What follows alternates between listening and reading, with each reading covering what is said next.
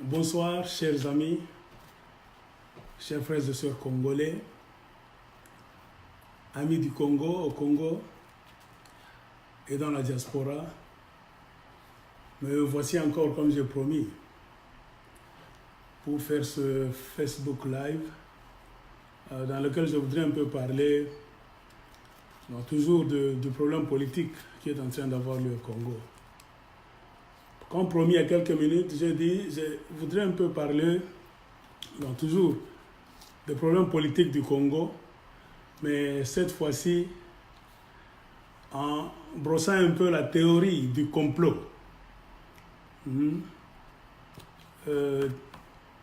Dans ce qui est en train de se passer au Congo démocratique. Parce que quand vous suivez très bien, il y a une sorte d'imbroglio. Nos politiciens sont allés quelque part, ceux qui se sont dit dans des coins. En tout cas, on ne sait pas. Mais il y a la version officielle.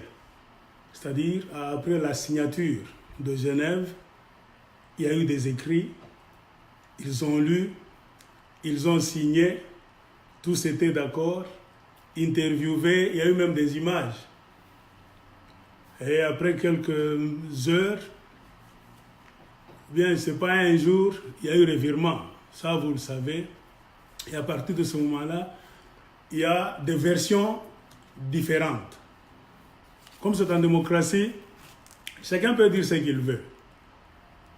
Et c'est ça même la magie de la démocratie. C'est-à-dire, tu avances tes idées, tu sondes, tu définis, tu critiques, mais souffre aussi que les autres parlent. C'est comme ça qu'on bâtit un pays. Il ne faut pas toujours écouter la version d'une seule personne et vous vous endormez sur là, parce que la politique, selon moi, ce n'est pas la religion. Là, il faut avoir foi. C'est-à-dire, quand quelqu'un te dit, tu acceptes seulement. Il faut sonder, tourner et retourner la version de tout un et chacun. Regardez ce qui est derrière. Parce qu'en conclusion, un politicien, c'est qui d'abord? C'est un homme qui fait la course pour aller prendre le pouvoir.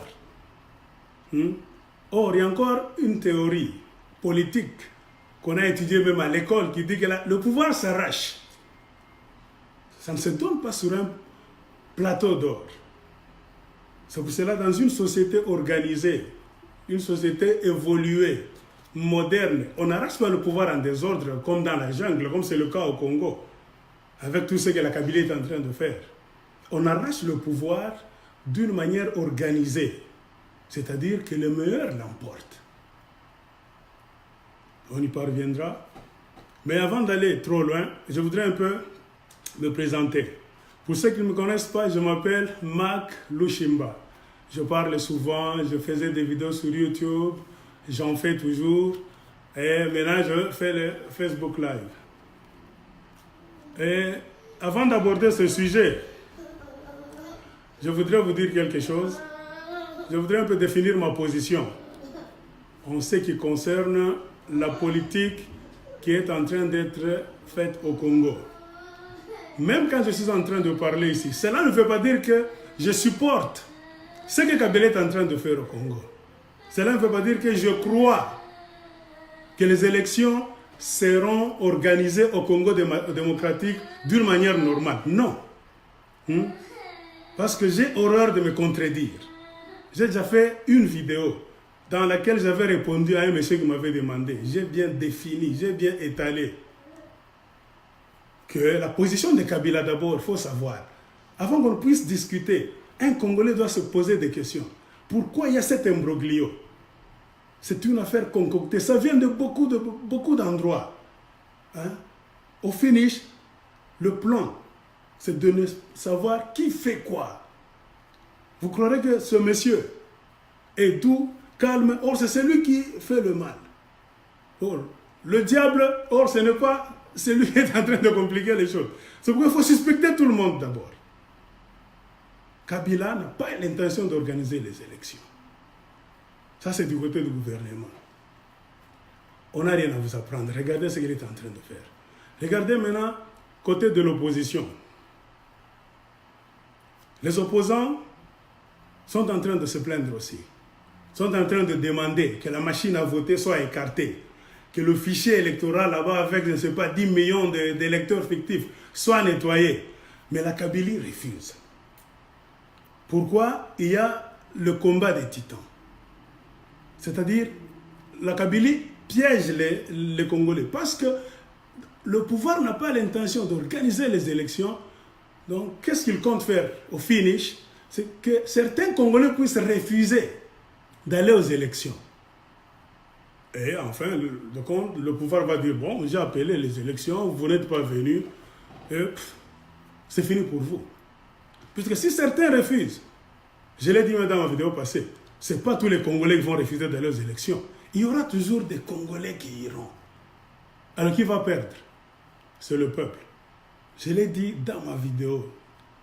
J'ai dit, dans la classe congolaise, dans la classe politique congolaise, il y a toujours des traîtres. Ce n'est rien de nouveau. Je l'avais bien défini. Et tout ça, qui va gagner dans tout ce que les Congolais vont faire, s'ils ne font pas attention, c'est le pouvoir en place. Et c'est d'ailleurs le souhait du pouvoir en place. Compliquer les choses, utiliser les gens dans l'opposition, tirer les ficelles, compliquer tout, pour que certains puissent se contredire, être fatigués, se fâcher, faire n'importe quoi, même se battre, verser le sang au finish pour que le pouvoir reste en place. Alors les gens de l'opposition doivent faire attention. Et c'est dans cet état d'esprit que tout le monde était d'accord que l'une des formules magiques, non pas pour gagner Kabila à 100%, parce que ce monsieur-là, vous ne le connaissez pas, mais pour le coller contre le mur. C'est-à-dire, même s'il va discuter, l'opposition aura une grande marge. Donc, de victoire, l'opposition va se tenir devant le pouvoir avec donc des preuves. Parce que la Kabylie ne peut pas gagner donc toute l'opposition si l'opposition est unie. C'est dans cet état d'esprit qu'ils se sont dit, cherchons un candidat commun. Pourquoi? Parce que même si un jour, avec ce que nous connaissons au Congo, Jadari, tout ce que le pouvoir a fait contre les Congolais, je ne pense pas que le pouvoir en place peut gagner. Donc, un candidat commun de l'opposition, non, ça ne peut pas se faire. Même s'il triche, le monde entier sera témoin. On aura trop de marge pour séquestrer ce pouvoir, le pousser dans un coin. Mais si les opposants à ce pouvoir-là vont en ordre dispersé, ils auront beaucoup de chances de perdre. Et le pouvoir va compliquer les filets. Parce qu'il va les distraire. Et ça a déjà commencé. Ça a déjà commencé. C'est ça le rôle du pouvoir. C'est-à-dire vous êtes maintenant distrait. Au lieu de focaliser votre attention sur donc faire les choses en ordre, ne pas aller en ordre dispersé, bousculer le pouvoir, vous êtes maintenant en train de vous contredire. C'est toi qui as fait ça, c'est toi qui as fait ça, tout ça. Alors, il y a beaucoup de commentaires qui sont passés. Et ce que moi j'ai retenu dans beaucoup de discussions, parce que tout le monde a dit n'importe quoi. Ce qui a frappé mon cerveau, c'est le mot complot. Non, il y a un complot derrière tout ça. J'ai vu des gens à Bruxelles, à Paris, faire des conférences, parler. On veut vendre le Congo, on veut faire je ne sais quoi. Il y a tout ça. Ceux qui sont allés là-bas, on les a achetés par les Occidentaux. Surtout messieurs-là, avec l'autre monsieur-là. En tout cas, il y a tout ça. Messieurs, moi je vais vous dire ceci. Je ne peux pas accepter que quelqu'un vienne avec la théorie de complot. Dire que c'est parce que les gens se sont rencontrés à Genève, ils ont signé, c'est-à-dire on veut vendre le Congo, on veut je ne sais faire quoi. Non, ça c'est se tromper de cible. Combien de fois est-ce qu'on va vendre le Congo? Le Congo est déjà vendu. Le Congo est déjà vendu. Et ceux qui vendent le Congo, les connaissez, ils sont au pouvoir. Vous savez très bien que la frontière du Congo est en train d'être poussée à l'intérieur par le Rwanda, vous le savez vous tous. Il y a les ADF Nalu qui ont érigé domicile au Congo. Ils sont toujours là, en train de tuer. Vous avez vous tous vu les vaches avec des grosses cornes là-bas, longues cornes passées. Personne ne s'est posé la question. Et tous les Congolais, si pas à l'unanimité, plus de 90%, nous disons que le pays est occupé. Le complot est déjà fait. Et quand les gens s'en vont maintenant à Genève, ils font leur signature là-bas, c'est quand certaines personnes maintenant se sont levées pour dire qu'on va vendre Non, le Congo est déjà dans des problèmes. Et ceux qui sont à la base, c'est d'autres personnes, vous les connaissez très bien. C'est pour cela que moi j'ai dit cette version-là de dire non, tout ça, non. Si vous avez des difficultés à raisonner, si vous avez des différends politiques avec des gens, cherchez d'autres arguments, mes chers amis. Et pour revenir au sujet du complot, vous savez, mes chers amis, le mot complot, ce n'est pas la première fois qu'on l'utilise dans la politique que les Congolais font au Congo. Ils savent pourquoi ils utilisent ce mot. Et ils savent l'effet que ce mot fait sur la population, sur les supporters. Je vais donner quelques exemples. Si vous suivez très bien, dans le passé, il y a des politiciens congolais qui avaient parlé de complot. Ça n'a pas commencé aujourd'hui. Il y a eu le Premier ministre, le tout premier ministre élu démocratiquement, quand le Congo était Congo belge, Patrice Emery Lumumba. Vous avez vu ce qu'il était arrivé. Un jour, Patrice Lumumba a dit, il y a un complot. C'est-à-dire, les gens ne veulent pas qu'il accède au pouvoir, qu'il règne très bien, parce qu'ils avaient des choses à tirer du Congo. Ils l'ont mis de côté. En utilisant qui? Un autre Congolais, la personne de Mobutu. Mobutu est venu. Il a commencé à régner. Et à un moment donné, Mobutu a parlé de complot aussi. Parce qu'il voulait faire quelque chose. Pour s'excuser, distraire les gens, qu'on lui donne raison, qu'on ait peur. Le mot complot, c'est pour faire peur au peuple. C'est-à-dire quand quelqu'un veut faire ses histoires là-bas, il veut vous distraire. Il sait que si je dis un complot, les gens vont dire tu veux le membre comme ça. Non. Mobutu avait des histoires à faire. Il voulait balayer l'espace politique autour de lui. Il a utilisé le mot complot. Et je pense en ce temps-là, si je ne me trompe pas, M. Etienne Tshisekedi était ministre de la Justice. Il y a même une vidéo en noir-blanc, là où Tshisekedi est interviewé par un Belge. Il avait aussi repris le mot complot. Et le complot était déjà ourdi par certains de nos compatriotes en ayant le soutien des étrangers. Et heureusement, nous avons capté cela à temps et nous devons faire passer ces gens-là à la justice. Et de là, sans trop m'apaisantir, il y a eu les pendaisons de la Pentecôte. Il y a des Kimba Évariste qu'on a tués, vous connaissez vous tous. Avoir raison, Mobutu avait-il raison, Tshisekedi avait-il raison? En ce temps-là, les gens croyaient dans ce que ces gens-là disaient. Il a fallu beaucoup de temps après pour que les Congolais, les petits Aérois qui ont commencé à apprendre l'histoire, les curieux, puissent savoir que Mobutu avait menti. Il n'y avait aucun complot. Il voulait éliminer les têtes politiques pensantes, ceux qui lui mettent les bâtons dans les roues, afin d'avoir un terrain vierge, vide, de faire ses histoires. Et Mobutu a régné avec un groupe de gens comme des rois, des princes sur le Congo, qui fut Zaïre en ce temps-là. Et vous connaissez la suite. Complot. Ça ne s'est pas arrêté là-bas. Récemment, dans les années 90, le Congo était entré encore dans des problèmes. Des histoires là, au début, Mobutu ne voulait pas partir. Les Congolais se sont mis encore ensemble pour chercher leur candidat unique, qui devait venir de la conférence nationale souveraine. C'est pourquoi j'ai dit, il n'y a rien pour rien, il n'y a rien de nouveau dans tout ce que les Congolais sont en train de faire. Selon moi, il n'y a rien de nouveau. Parce que je savais que c'est vraiment difficile pour les Congolais de se mettre ensemble et de finir très bien.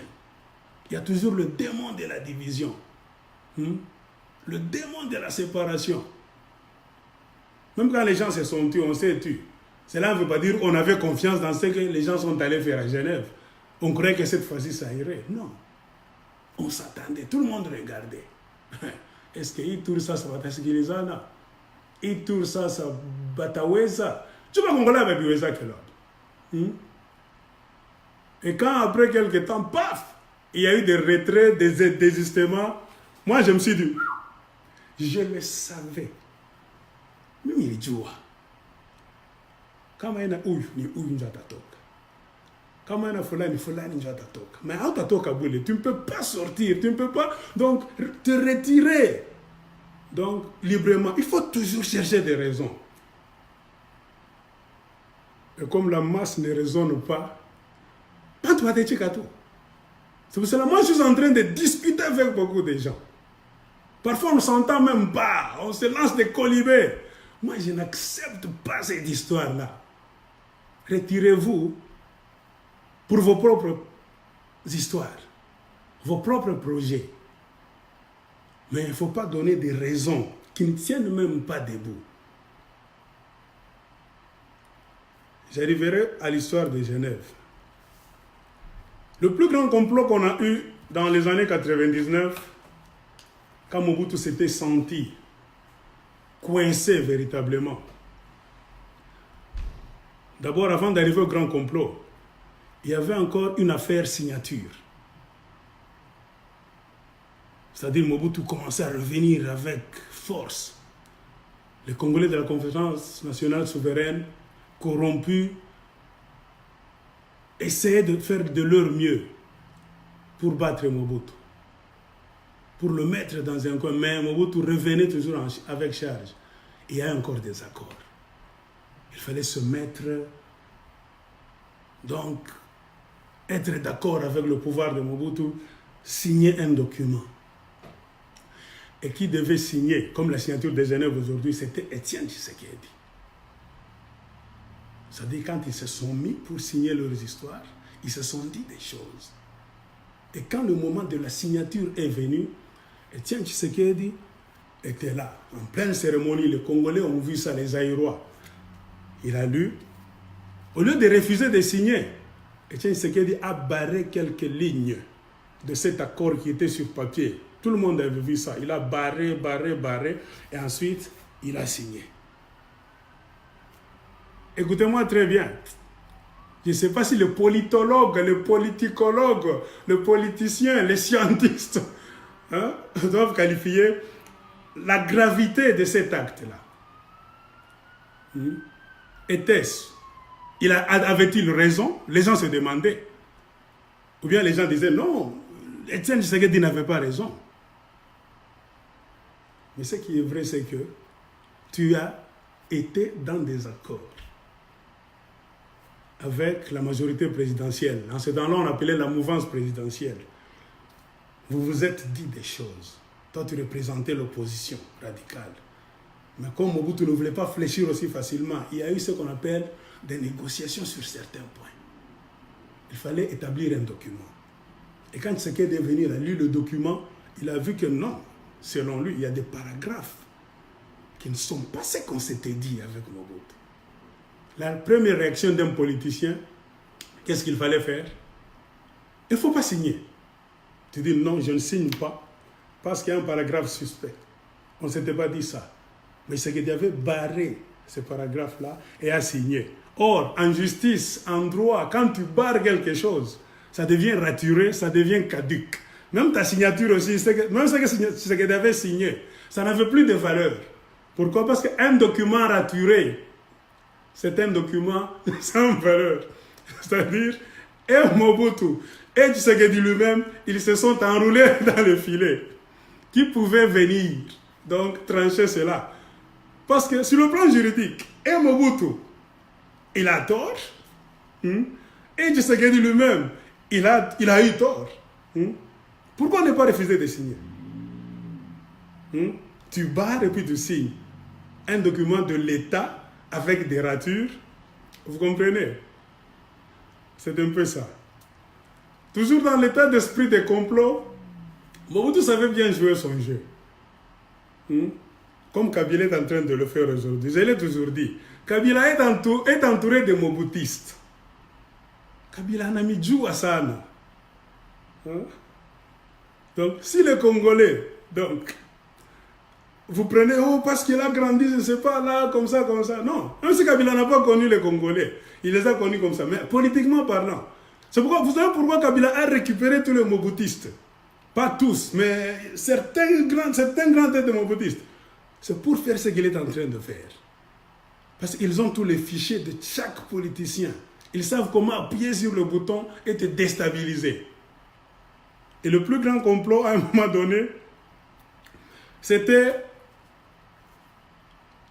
Mobutu encore. Se sentant tellement acculé, Mobutu a créé des pions. Toujours dans leur opposition. L'union sacrée de l'opposition radicale, qu'on appelait ISOR. Mobutu a donné un coup dans cette opposition-là. Il a pêché certaines têtes. En la personne de Nguza Karlibond et Kyungwa Koumanza, qui n'avaient pas de raison. Comment est-ce que Nguza Karlibond et Kyungwa Koumanza pouvaient se tenir devant le peuple pour expliquer qu'il faut servir Mobutu, il faut que Mobutu reste, Mobutu est bon comme ça, parce que non, il fallait créer des problèmes, mentir. Nguza Karlibond et Kyungwa Koumanza ont parlé aussi des complots.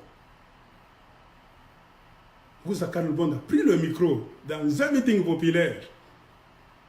Barifanya complot, Barouana Smobatatueza si, hein?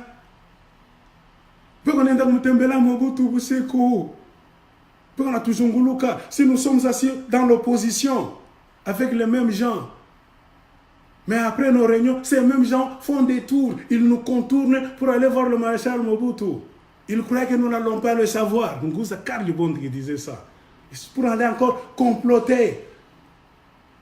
Et ils pensaient qu'ils vont se réveiller à 5 heures du matin pour prendre le pouvoir. Donc c'est Nguza Karlibond. Il a déterré, donc détecté le complot qui était que Mobutu avait réussi à calmer certaines têtes de l'opposition, dont l'UDPS. Donc Etienne Tshisekedi, c'est-à-dire quand ils sont avec eux ensemble, Tshisekedi se fait opposant. Selon Nguza, je ne dis pas que c'est moi qui l'ai dit, selon Nguza et Tshungu. Mais nuitamment, secrètement, le même Tshisekedi allait chez Mobutu prendre l'argent. Donc c'est le jeu des dupes. Et au finish, avec l'intention de prendre le pouvoir pour accommoder Mobutu et ne pas le faire partir, selon la version d'Ngouz. Ngouz savait très bien que si je dis ça aux gens, ils ne vont même pas raisonner. Ils vont dire,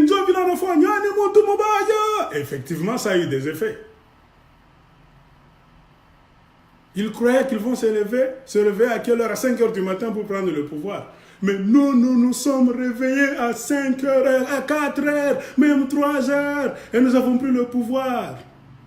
Tu vois, les paramètres de la politique. Tromper la foule, la masse, la base. La base ne raisonne pas. Kyungwa Koumanza, Nguza Karlibond, ils avaient la base au Katanga. Les gens n'ont même pas raisonné. Ils ont soutenu Kyungu, ils ont soutenu Nguza Karlibond. Et un grand désordre que vous connaissez vous tous a pris naissance. Il a fallu beaucoup de temps pour que le commun peuple, parce que les gens sages savaient déjà que Nguza est corrompu, Kyungu est corrompu. Mais si tu allais dire à un homme de l'Uferi, des Juferi, Fenadek de Kyungu qui a aventuré dans la corrompre, dit Batakupiga, les gens ne pouvaient pas croire. Non, tu ne peux pas dire comme ça, nos leaders ne peuvent jamais être corrompus. Ils nous ont dit que Tshisekedi est mauvais. Tu vois. Il a fallu du temps pour que les gens puissent se rendre compte de l'évidence. Que Nguza Karlibon et Kyungu étaient corrompus. Ils avaient reçu leur complot, à manipuler les gens en utilisant le mot complot. De même, avec ce qui s'est passé à Genève aujourd'hui, les gens sont allés là-bas, ils ont signé leurs histoires, les autres sont retirés. Mais quand vous suivez, les gens ne donnent pas de vraies raisons de leur retrait. Ils créent des histoires. On ne discute pas maintenant du fond du problème, la substance du problème. On discute donc des histoires superficielles. Oh, tel président s'était aussi retiré, tel avait aussi retiré sa signature, pas de problème. Comparaison n'est pas raison. Si Poutine a retiré sa signature, c'est pour faire bénéficier qui? Son pays. Si tel, je ne sais pas, quelqu'un dans le monde a retiré la signature, c'est au bénéfice de son pays. Maintenant, notre cas au Congo aujourd'hui, si quelqu'un retire la signature, comme Félix et Vital Kamerhe l'ont fait, est-ce que vous pensez que les Congolais vont bénéficier de ce retrait des signatures-là? Jamais de la vie. Ils ne vont rien bénéficier. Pourquoi? Ça affaiblit l'opposition. D'abord, ça c'est un. Ils peuvent se dire, nous avons raison, ils peuvent donner toutes les raisons du monde. Ok, on met les autres à côté. On laisse Félix Tshisekedi et Vital Kamerhe faire face à face avec la Kabylie.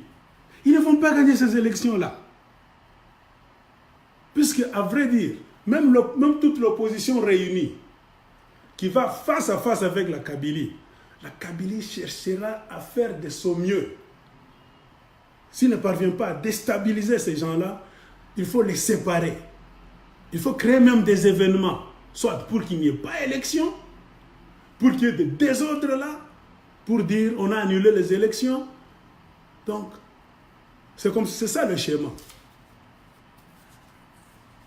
La théorie du complot, mes chers amis, il faut faire attention. Avec le mot complot, comme je l'ai dit, le Congo est déjà occupé. Alors moi, je ne sais pas combien de fois vous allez vendre le Congo. Ou bien vous avez trouvé de nouveaux clients. Et quand vous regardez bien, le retrait des signatures était entouré d'informations et de désinformations. Il y a même des gens qui ont dit le docteur Mukwege a tweeté, il a encouragé Félix, il a dit que c'est une bonne décision qu'il fallait prendre. Mais quand vous vérifiez sur le tweet du docteur Mukwege, il n'a jamais tweeté. Il n'a jamais tweeté. Alors, qui a inventé ça?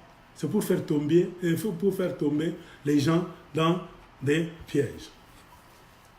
Mais si vous voulez maintenant faire des analyses pour comprendre comment et pourquoi nos politiciens de l'opposition donc, sont arrivés là où ils sont arrivés,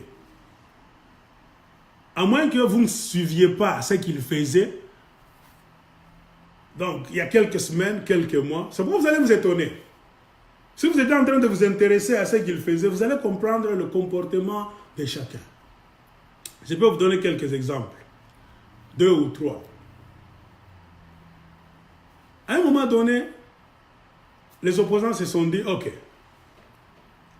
nous avons l'intention de nous rencontrer à Kin pour parler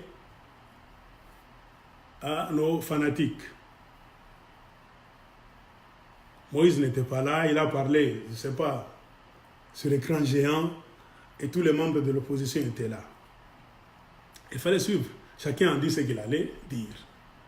Mais ce qui a attiré mon attention, toujours en connexion avec les signatures retirées de Genève, il fallait voir d'abord l'attitude de Félix Tshisekedi. Il fallait analyser ses paroles. C'est aujourd'hui, si vous commencez à prendre les vidéos, vous les retournez en arrière. Donc, vous allez voir que donc, ça présageait quelque chose déjà. Parce que Félix Seguin disait, non, nous demandons donc à nos supporters, à nos fanatiques, de respecter le choix qui va se faire, le choix du candidat unique, et de cesser de faire la pression sur les politiciens et leur dire par exemple, non, toi tu es fort, toi tu es comme ceci, tu ne peux pas suivre celui-là. Non, laissez-nous faire notre travail, nous ne voulons pas de pression venant de vous, la masse. Ça sonnait déjà un bémol. C'est-à-dire, dans la bonne musique qui était en train d'être jouée, il y avait déjà un ton là-bas, qu'il est là. Pourquoi est-ce qu'il le disait? Est-ce qu'il le disait par hasard? Posez-vous des questions. Il conseillait la masse, ou bien il était déjà préparé que c'est ce qui allait arriver. Pourquoi seulement lui? On peut se poser des questions.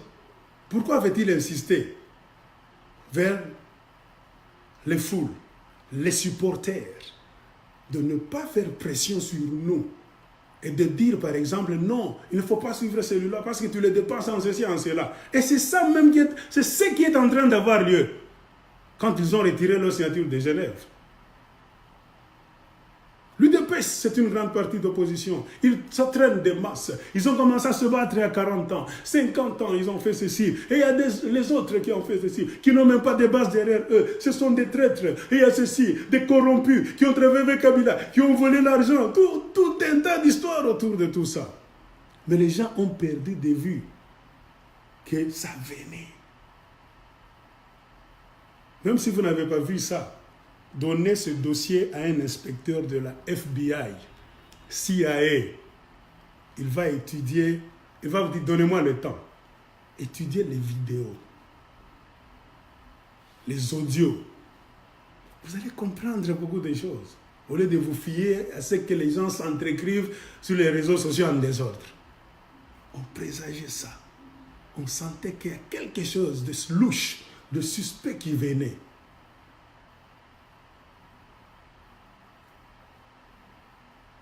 Point 1. Point 2. Le CLC. C'est pas conclave, je ne sais pas quoi, les catholiques sont là, quelque chose là, les églises. Ils ont appelé une marche qui a été appuyée par l'opposition, presque dans toute son entièreté. Et l'UDPS a refusé d'aller prendre part à cette marche-là. Pour quelle raison? Personne n'a déjà demandé. Donc, pour des raisons propres à l'UDPS. Et c'est à partir de ce moment-là que le discours a changé. Les gens ont marché.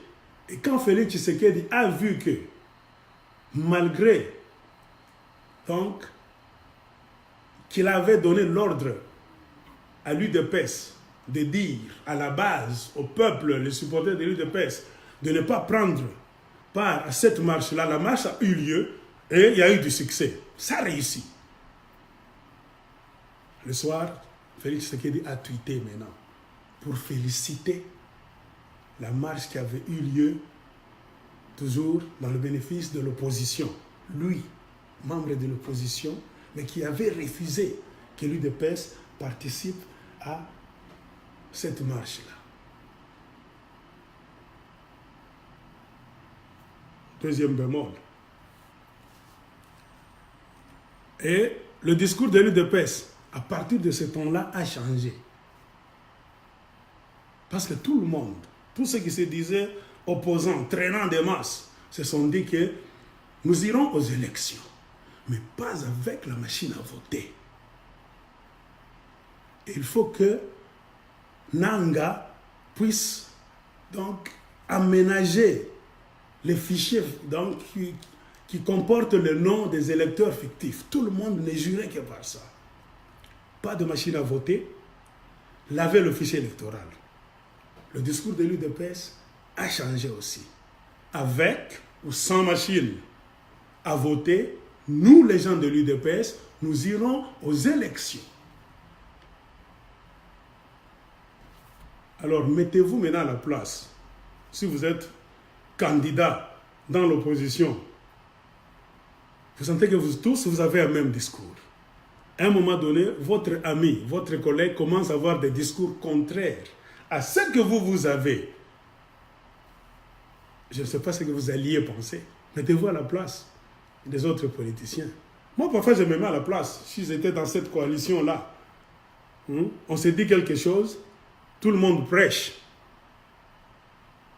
par une idéologie qui est commune. À un moment donné, quelqu'un d'entre nous commence à prêcher un discours qui est un peu, pas même un peu, qui est différent. Comprenez? Pas même, paraît-il, ça doit être pour un politicien normal, un leader normal. Il fallait tenir un monsieur pareil. Donc, en état de suspicion. On doit commencer à te suspecter. Parce que tu nous dis, donc tu n'as plus le même discours que nous, tu n'agis plus comme nous. Quand nous disons qu'il y a marche, toi tu refuses. Quand nous disons des conditions pour aller aux élections sont ça et ça, toi tu dis autre chose. L'opposition se fissurait déjà. Cette fissure-là venait, mais beaucoup de gens n'ont pas vu ça. Comme les gens, d'habitude, ne font pas attention aux causes qui créent certains effets, remarquez, la majorité des gens s'intéressent aux effets. Quand il y a un événement qui fait trop de bruit, les gens sont en train de fouiller dans l'événement. On ne fouille jamais dans l'événement. La raison, le pourquoi de cet événement, vous ne le trouverez jamais dans cet événement. Cherchez dans les causes qui ont produit, même après beaucoup de temps, beaucoup de semaines, beaucoup de mois, cet événement qui est tombé aujourd'hui sur vous. C'est pour cela que chez les autres, dans d'autres pays qu'on appelle développés, ils ne négligent rien. Quand en politique, quelque chose marche, ou bien ça ne marche pas, il y a des spécialistes dans les universités. J'ai toujours dit, ce sont les spécialistes, les profs congolais qui sont corrompus là à Kinshasa, l'université de Lumbashi, blablabla, trop d'universités maintenant. Ils ne font rien. Oh, relations internationales, je suis politicologue. Ce sont des sujets qu'il faut étudier. Tu présentes un travail de fin de cycle, mémoire. Pourquoi les politiciens congolais n'ont jamais été constants? Pourquoi ne tiennent-ils pas parole? Il y a quelle maladie dans leur tête? Ce sont des sujets à mettre sur la table. Le professeur de sociologie, c'est la sociologie ça. Pourquoi est-ce que nos politiciens ont toujours eu une sale habitude? Vous allez vous réunir, vous êtes très bien, à quelques minutes, à quelques mètres de toucher la ligne d'arrivée. Quelqu'un doit toujours faire tomber le bateau. Titanic. Namaï. Ce sont des choses qu'il faut étudier.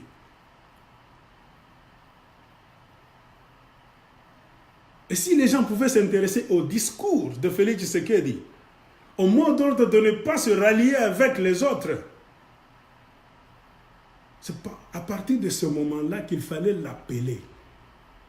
Moi, je pense que les politiciens de l'opposition devaient l'appeler à partir de ce moment-là pour lui demander, messieurs, parlons un langage franc, regardons-nous les yeux dans les yeux. Qu'est-ce qui ne va pas? Y a-t-il un problème entre toi et nous, entre toi et chacun d'entre nous? Parle. Vous êtes dans une coalition. Il ne faut pas avoir honte. Ouvrez le cœur. Soyez honnête.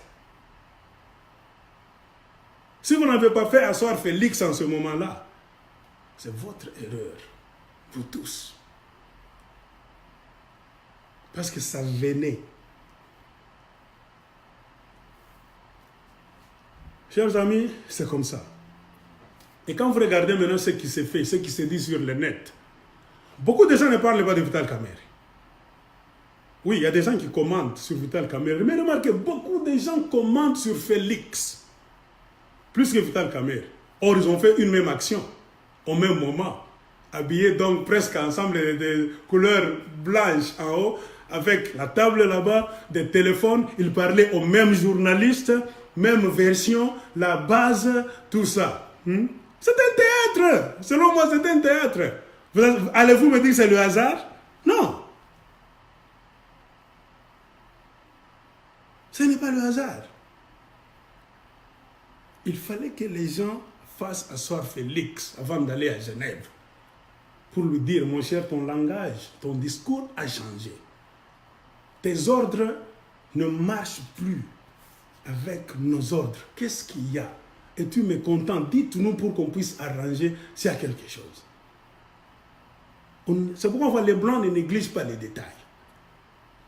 Parce qu'on dit, c'est dans les détails que se cache le diable. Shetani ko nguvu mwana tu en kivi. Shetani pa kumone pa le bale bantu na fataka tout ma détail. Faut pas négliger les détails. Ton ami chaque fois quand il te voit, il te salue. Après un moment, ma kabari. Il ne te regarde plus, il passe. Ah, on est pressé. Il te téléphone souvent, il ne te téléphone plus. Tu trouves que ça c'est normal? Il doit avoir un problème. Parlez. Et surtout si vous avez fait un engagement dans une histoire qui s'appelle parti politique, l'union des partis politiques, il ne fallait rien négliger.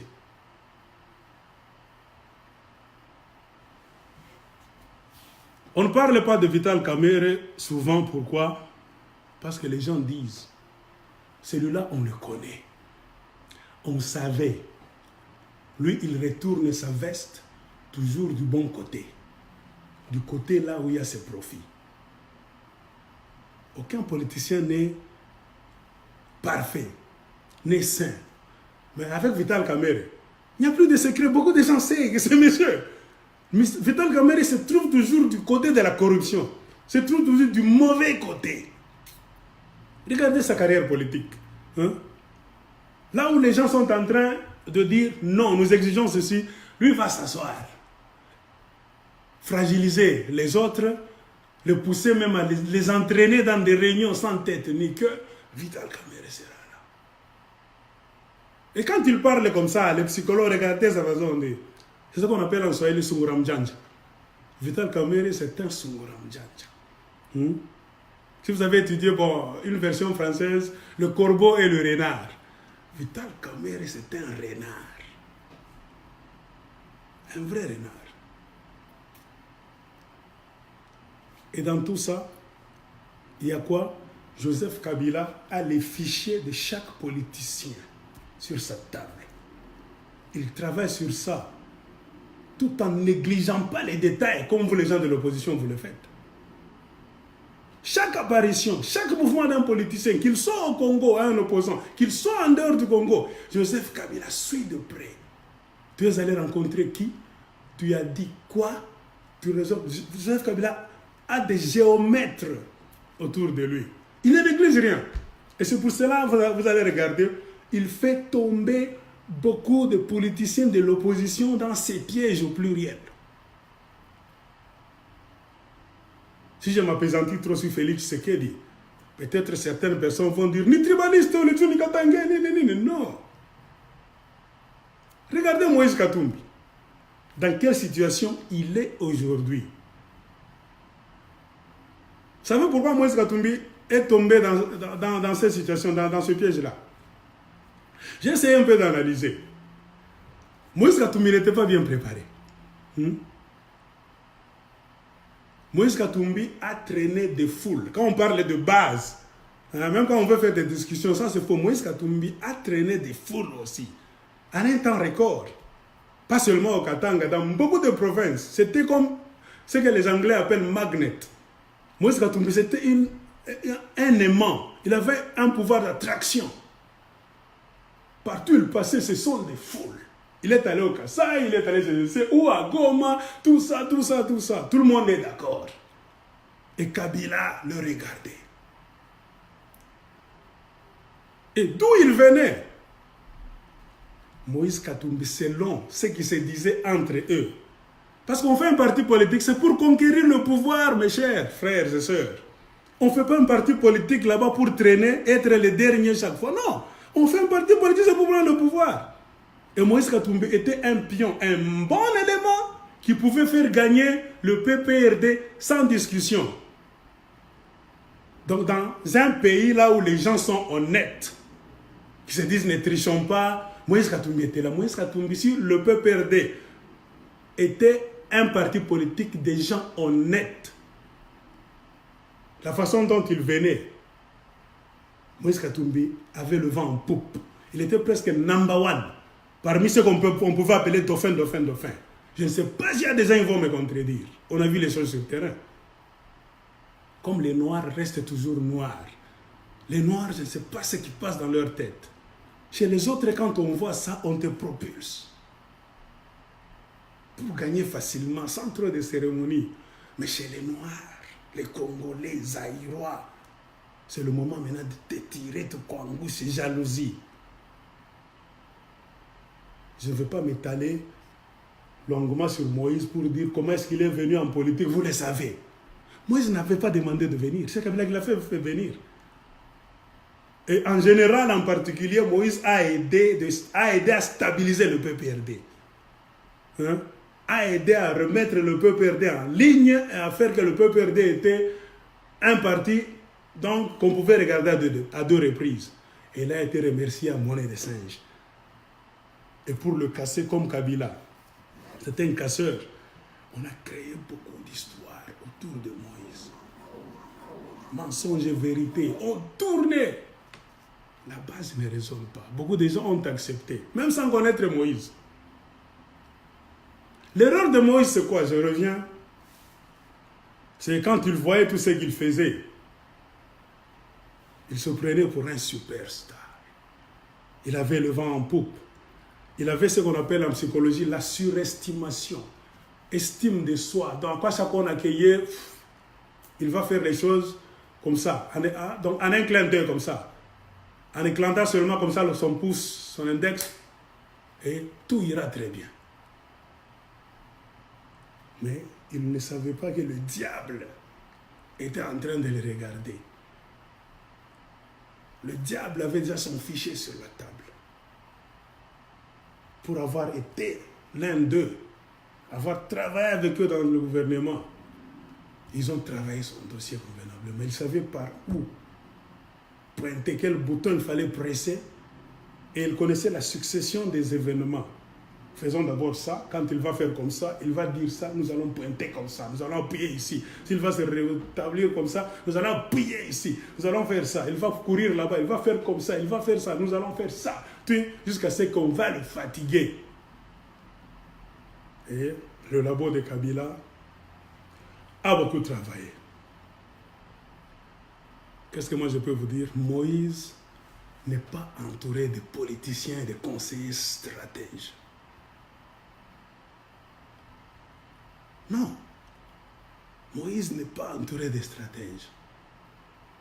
Lui-même, je peux le comprendre, parce qu'au début, lui-même avait dit, je ne suis pas politicien, je suis un homme d'affaires. Je viens en politique, sur appel, on est venu m'appeler, vous savez, Katumbamanke, Kabila vient nous aider, il est venu les aider. Et il a pris goût à la politique, mais il ne connaît pas la politique en tant que j'ai des dames. Non. Il fallait être entouré, parce que le président, tout le monde ne connaît pas tout. C'est pour cela qu'il y a des collèges des gens. Pour te dire, attention, il ne faut pas dire ça, il ne faut pas faire ça. Mais Moïse n'a pas prêté attention. Il pensait que, comme il est trop célèbre, il a beaucoup d'argent, il est connu dans le monde, tout ira très bien. Mais il s'est maintenant rendu compte que ses pensées n'étaient pas les pensées de la Kabylie. Et pourquoi est-ce qu'on le déteste? C'est encore un autre sujet. Un autre sujet. Donc ça demandera trop de développement. En vérité, qu'est-ce qu'il y a là-bas? Les gens croyaient que, pas les gens de Moïse, les conseillers de Moïse croyaient que, bon, il va aller se plaindre en dehors, comme la communauté internationale viendra, tout ça.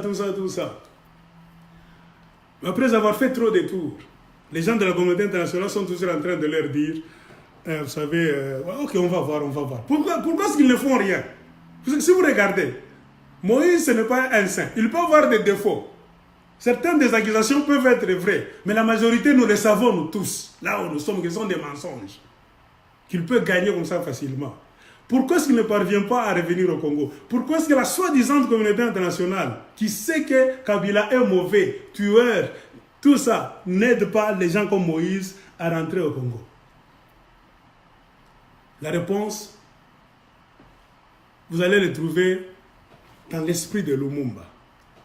Les Occidentaux n'aiment jamais aider quelqu'un qui est tellement célèbre. Quelqu'un qu'il voit qu'il est vraiment aimé de son peuple. Ça sera difficile de t'aider. Pourquoi? Selon leur philosophie.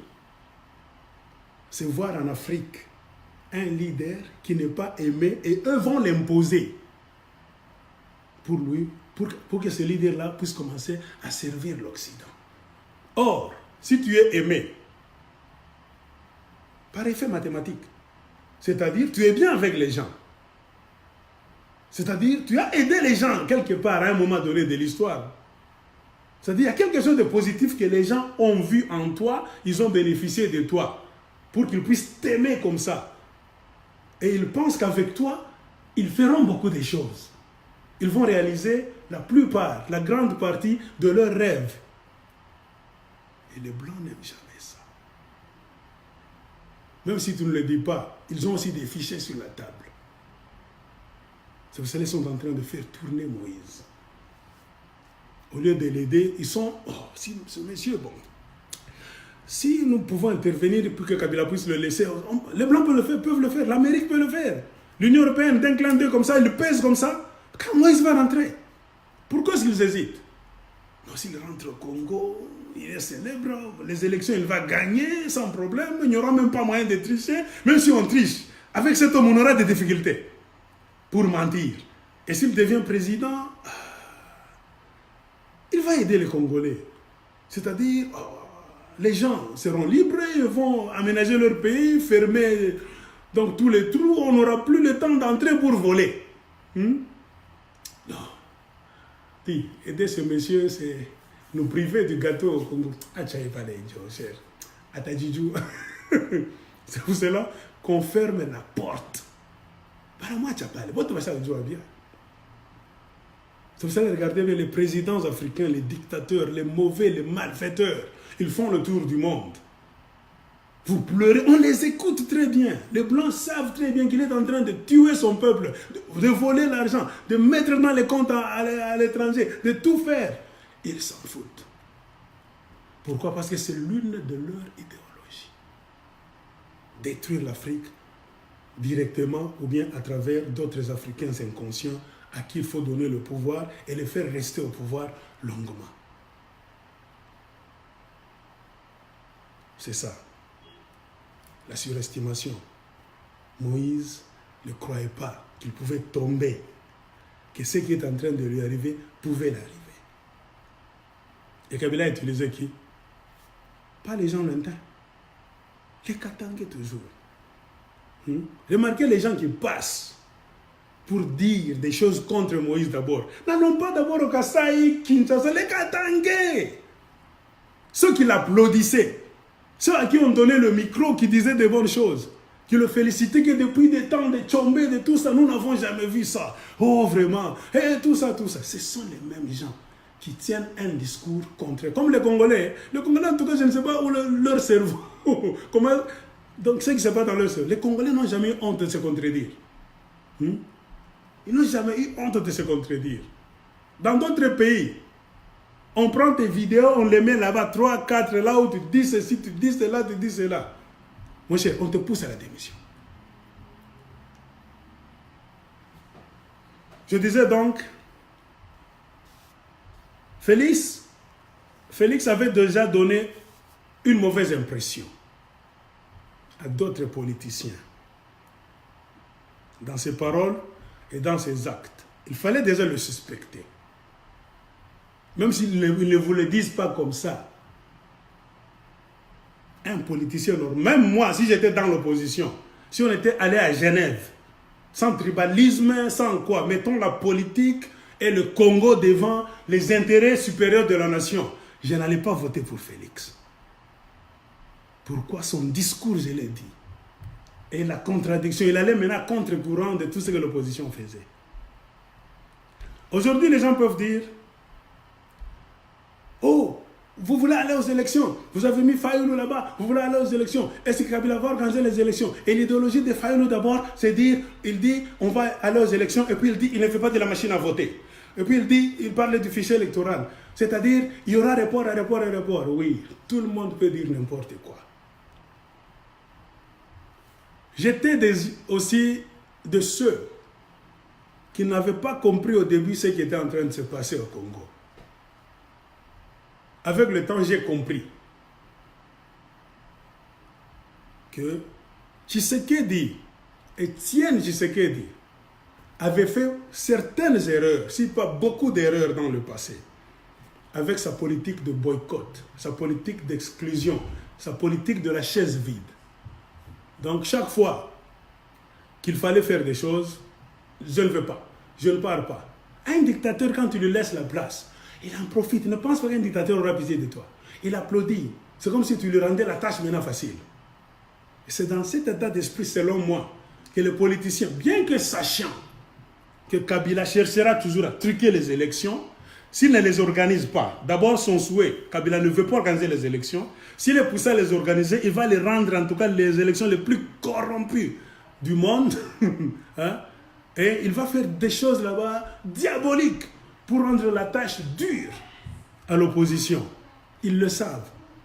Mais pourquoi n'ont-ils pas refusé?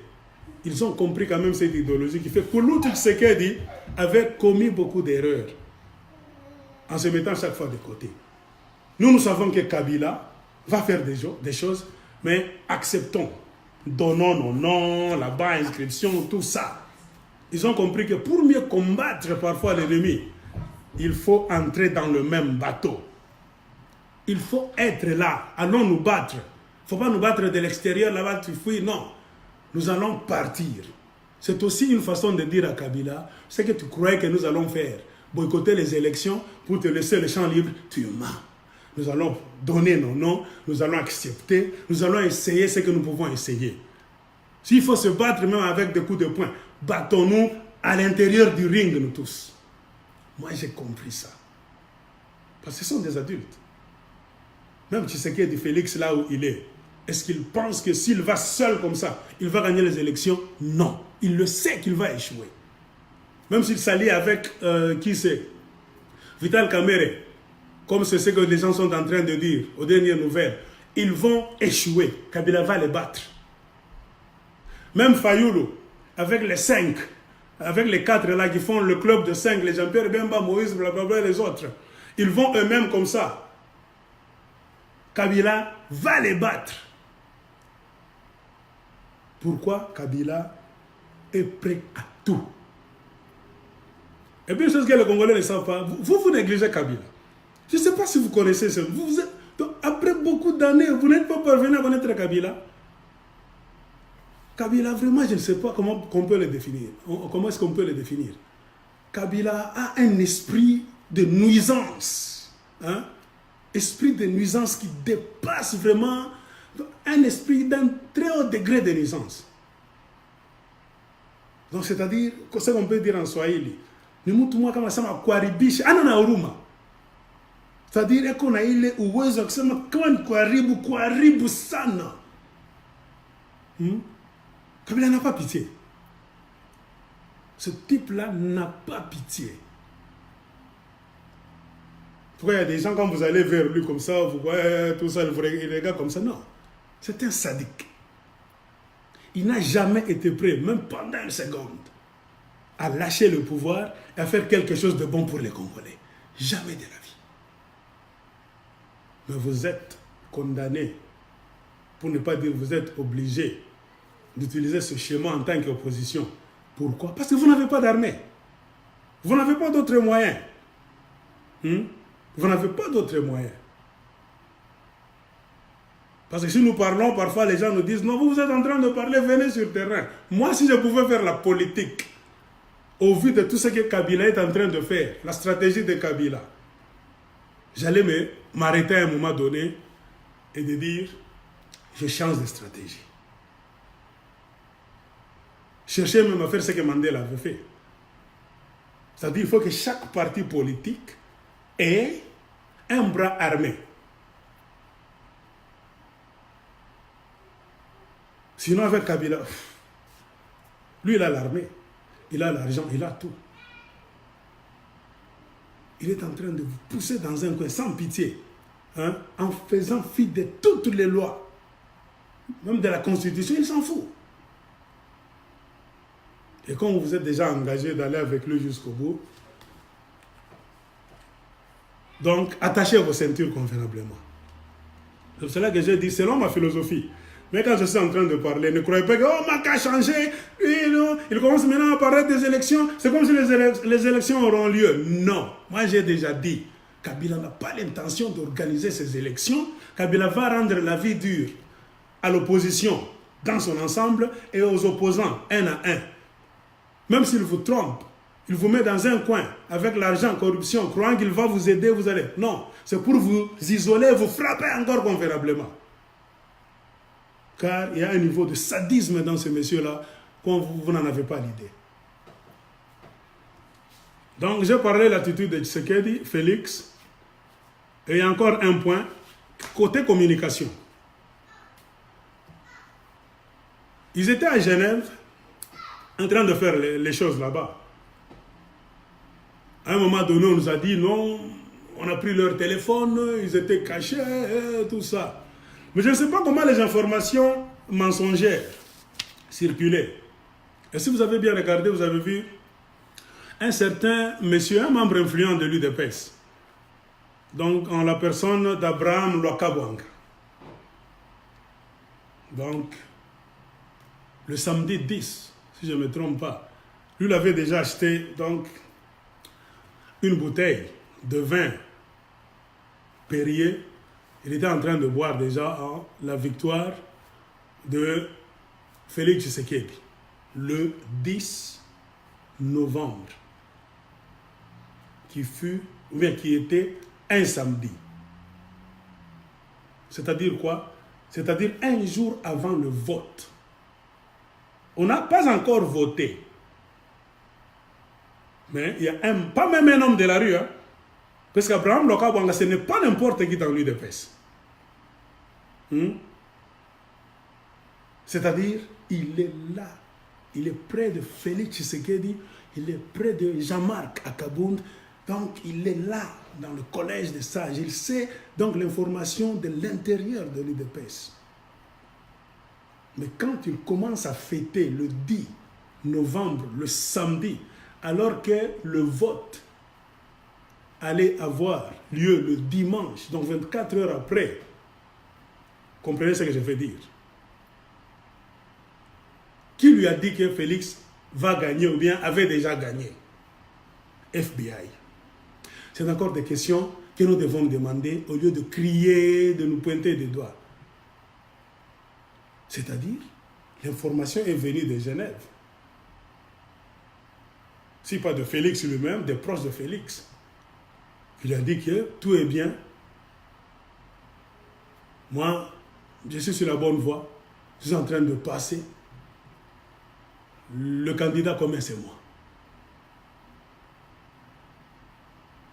C'est ce qu'on appelle, quand j'ai regardé tout ça, c'est ce qu'on appelle miscommunication.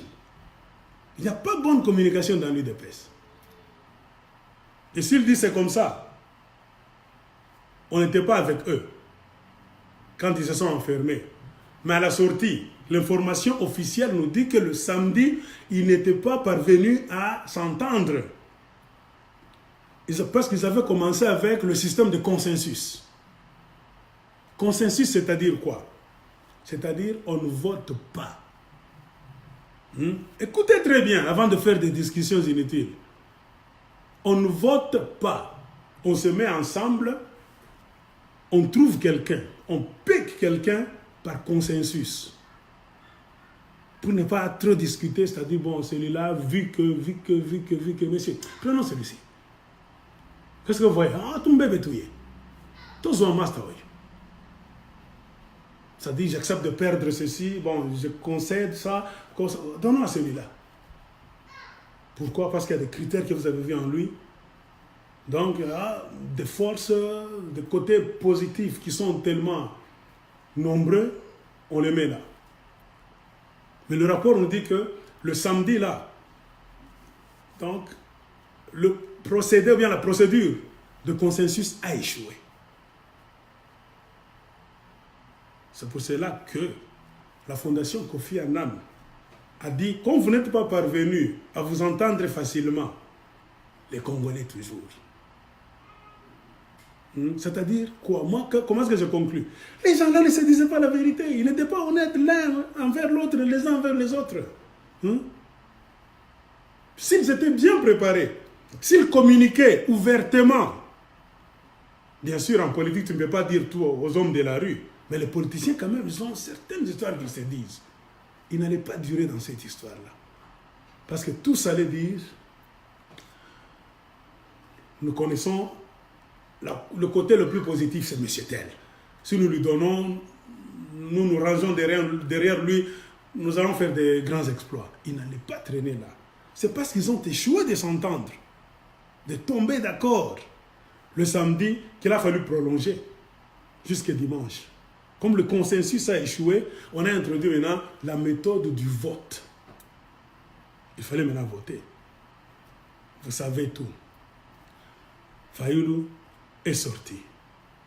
Félix dit, Fayoulou n'est pas honnête. Qu'il vienne me dire ce qu'on s'était dit avec lui et moi. Messieurs, les paroles s'envolent, les écrits restent. C'est ce que les latins, les politiciens latins, les gens de César avaient dans la tête. Quand ils disaient Verba volant, scripta manent. Les paroles s'envolent, les écrits restent. Il y a des gens qui ont dit non. Félix a dit à Fayoulou de le soutenir. Et Fayoulou a dit oui, je vais te soutenir. Mais Fayoulou, arrivé là-bas au moment du vote, il a montré combien, il est malhonnête. Il n'a pas soutenu Félix Tshisekedi. Il est allé soutenir Freddy Matungulu. Pourquoi? Bande. Bandundu, bandundu. Tribalisme koti. Mabe koti na groupe. C'est ce qui s'est dit. C'est une version. Mais quand je suis toutes les discussions, ça c'est maintenant moi qui le dis. Le même Félix Tshisekedi, avec les gens de l'UDPS, quand vous les entendez parler, Martin Fayulu Azanani, qu'est-ce qu'ils disent? Martin Fayulu Azanani, est-ce qu'Azan a poids? Il ne représente rien sur la balance, dans la balance là, de la politique au Congo. Azaka Kayamoko, Azaka Kana député, Moko na assemblée Kuna. Mais si toi, Félix, tu as su que Martin Fayulu est néant, c'est-à-dire il est seul, il n'a rien derrière lui, il ne peut rien apporter de plus. Si toi, tu étais choisi comme leader de l'opposition commune là-bas, pourquoi est-ce que tu l'as suivi? C'est contradictoire. La politique, ce sont les intérêts. Suivre Fayulu, qui n'a personne derrière lui, qui est un leader qu'on ne connaît pas, et vous allez aller aux élections, c'est-à-dire il faut suivre, il faut négocier, faire des alliances avec quelqu'un qui a beaucoup de gens, qui traînent des masses.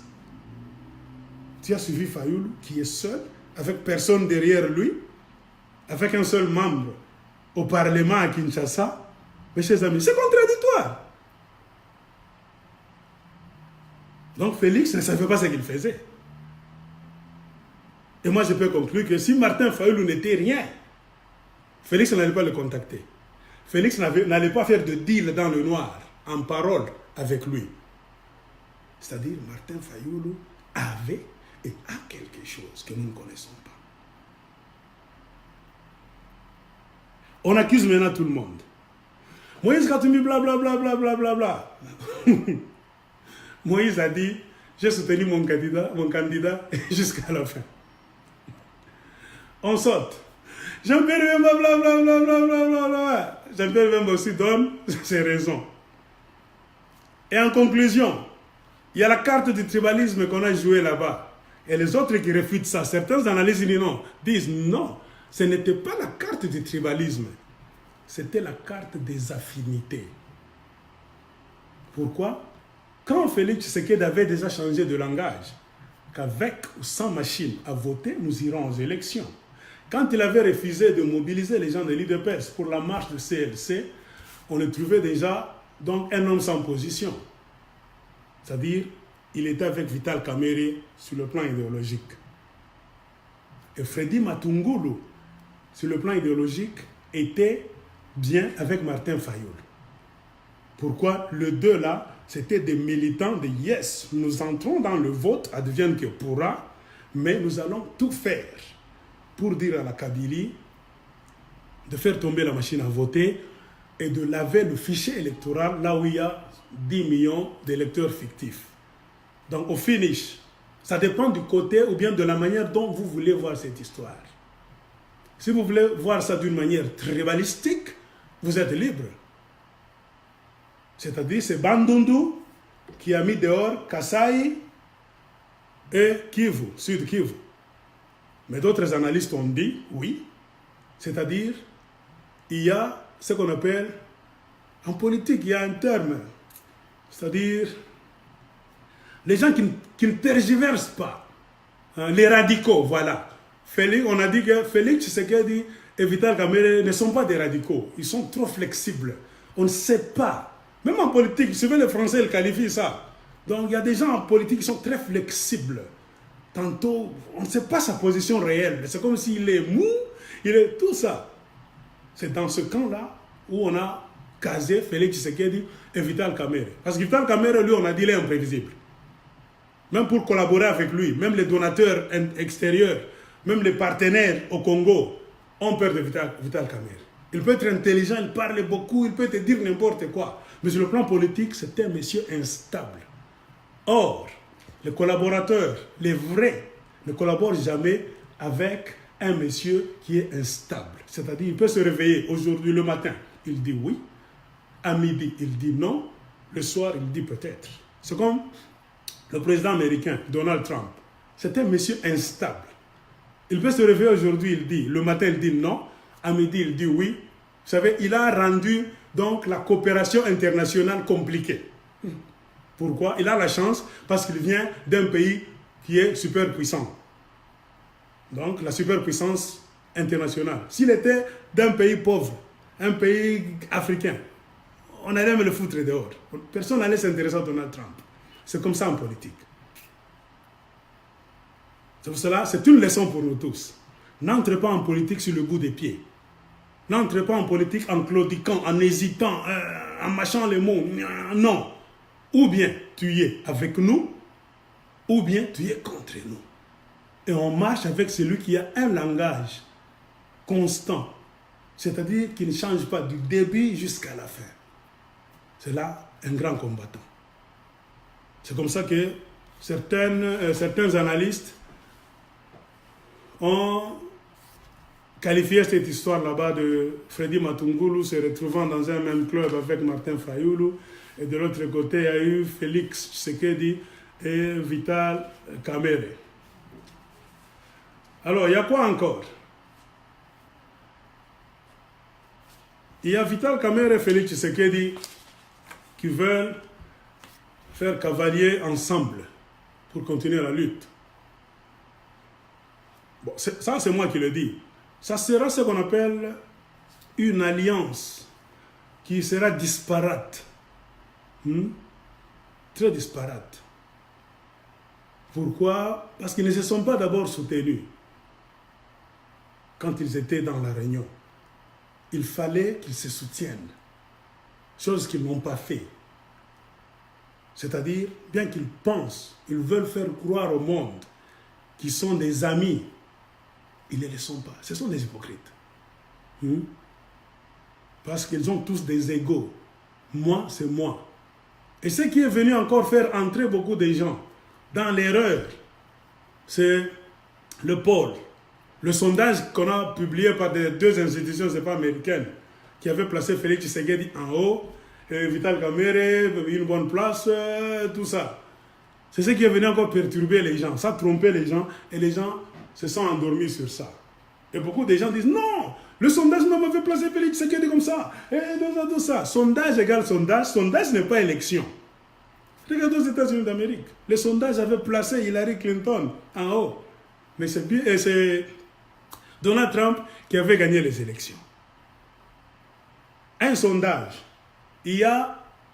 tout peut arriver. Si vous étudiez la politique à l'école, sciences politiques, on va vous dire par un vrai professeur que tout peut arriver entre le jour où on a publié le sondage et le jour où une action politique peut se faire.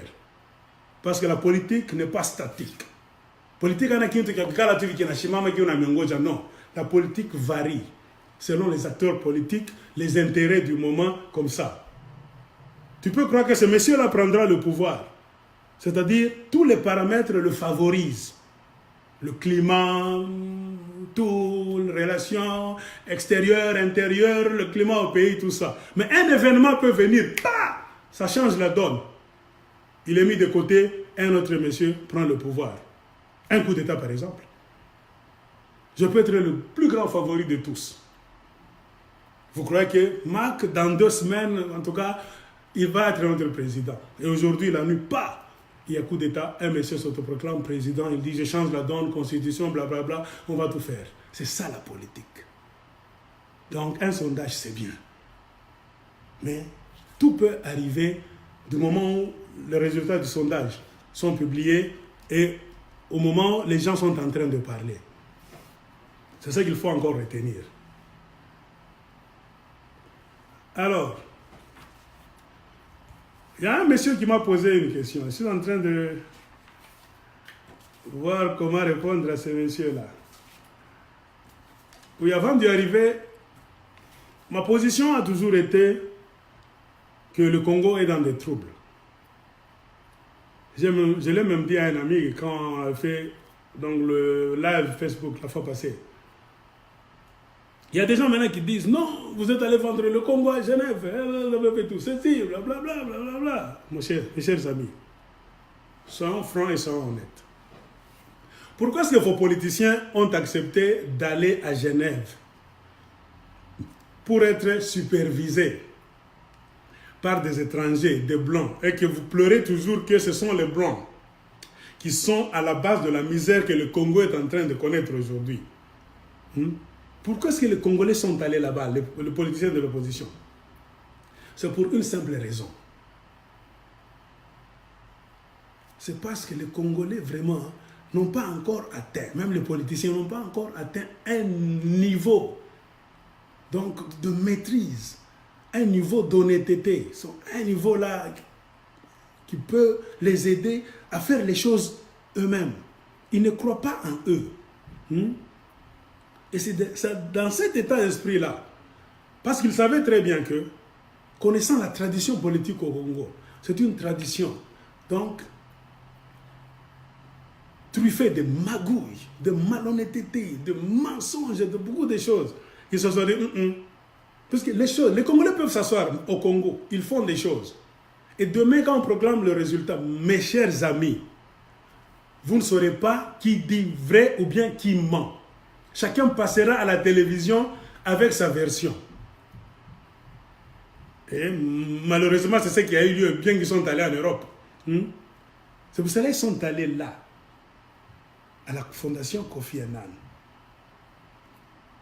Ils ont fait leurs histoires pour que quelqu'un du dehors, qui n'est même pas un Congolais, puisse être le garant, le dépositaire, le gardien de leurs résultats et du processus. Parce que les Congolais vont battre le Kouta. Les Congolais mentent beaucoup. Les Congolais créent des problèmes là où il n'y en a pas. Vous savez pourquoi cette histoire? On peut en parler en tant que Congolais, blablabla, blablabla, blablabla. Regardez sur le net. Chacun passe avec sa version. À tel point que les gens se demandent comment Kinshasa, Tozo mi tourne, nana zolo ba vérité, nana zolo ba le Kouta. Au Katango, au Kivu, les gens se disent, Bamze, tunachoka, atujue nani unasema ukweli, nani wanadanganya. Heureusement,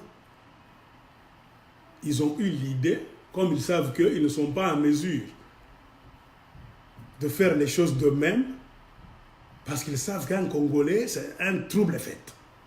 Il fallait aller chez quelqu'un, non pas de l'extérieur en désordre, Mais quelqu'un qui a une notoriété, une institution, c'est-à-dire une institution de renommée internationale, c'est-à-dire même si tu parles, tu montes, tu descends. Mes chers amis, la Fondation Kofi Annan va montrer les papiers au monde entier. Ils sont venus chez nous. Et d'ailleurs, si vous suivez les infos, ce n'est pas la Fondation Kofi Annan qui a appelé ces gens, qui les a sollicités pour dire venez chez nous. Non, eux-mêmes. Se connaissant très bien que nous sommes des menteurs, bien parmi nous, il y aura des menteurs demain qui vont raconter d'autres histoires. Allons auprès d'une institution. Même si nous allons nous battre après les résultats, nous allons raconter n'importe quoi. Du moins, cette institution là-bas est internationale. Une institution de renommée internationale. Une institution respectable. Que si une fois cette institution intervient pour justifier, même si tu parles, c'est comme ça avec les Blancs. C'est comme ça que ces gens-là raisonnent. Vous êtes en Occident. Vous êtes en Occident. Le résultat qu'on donne par une institution, c'est fini. C'est pour cela qu'on a dit même les Blancs. Ils sont esclaves de ce qu'on leur présente. Si tu vas faire des choses toi-même, demandez. Ils vont te regarder, bon, parfois hésiter. Mais si tu es présenté par quelqu'un de respectable, une institution respectable, on prend ta présence avec respect et on va t'aider. Mais moi, je n'ai pas aimé. Pourquoi? Parce que la Fondation Kofi Annan, le nom Kofi Annan, dans la crise qui est en République démocratique du Congo, dans la région des Grands Lacs, je l'ai dit même la fois passée, Kofi Annan a joué un grand rôle pour aider les Américains à continuer la crise. Il fut secrétaire général de l'ONU et la MONUSCO est venue au Congo, blablabla, tout ça, vous savez le rôle de la MONUSCO. La MONUSCO ne fait rien. Et l'homme qui était au milieu de ce processus entre nos politiciens, c'est Alan Doss, qui fut le chef de la MONUC, qui est devenu MONUSCO au Congo démocratique. C'est-à-dire, moi, je n'ai pas aimé, mais quand même, vous avez fait ce que vous pouviez faire, parce que vous n'avez pas confiance les uns envers les autres. Il fallait qu'un homme de l'extérieur, d'une renommée internationale, puisse trancher si un jour, il y aurait discussion de la rue comme c'est le moment. Alors, mes chers amis, c'est comme ça. La politique du Congo, c'est une politique remplie de mystères. Pendant toujours les discussions, il y a eu des gens qui ont commencé à dire « Oh, Fayoulou n'est pas populaire. Oh, Fayoulou a fait ceci. Oh, les autres même ont laissé Fayoulou pour attaquer Bembe Moïse Katumbi. Ce sont des corrompus. Ils ont fait blablabla. Ils ont fait ceci, cela. Ils ont fait cela, tout ça. » Mes chers amis, parmi ce club des gens que vous voyez, qui sont allés là, personne n'est parfait. Et les Congolais le savent. Et c'est parce qu'il n'y a personne d'autre que les Congolais même acceptent de faire avec ces gens-là. C'est parce que dans la situation particulière que le Congo est en train de connaître, il n'y a pas d'autres issues. C'est pour cela qu'on accepte même de faire toujours avec les mêmes histoires là-bas, recycler. Ils retiennent toujours eux. Et si vous commencez à les pointer, si même entre eux, ils commencent à se pointer, vous verrez que personne n'est propre. Mais il y a une expression qui dit tous sont des voleurs. Seul Félix Tshisekedi qui a les mains propres. Maboko Pembe. Tout ça. Il y a d'autres qui sont intervenus. Maboko Pembe. Mais qu'il nous parle. Qu'est-ce qu'il était allé faire à Ibiza, à Venise, à Paris avec la Kabylie en secret? Pour quels accords? Pour quels accords secrets les Félix, donc avec l'UDP, sont-ils allés signer avec la Kabylie dans un coin? Maboko Pembe, cette théorie, beaucoup de gens refusent ça.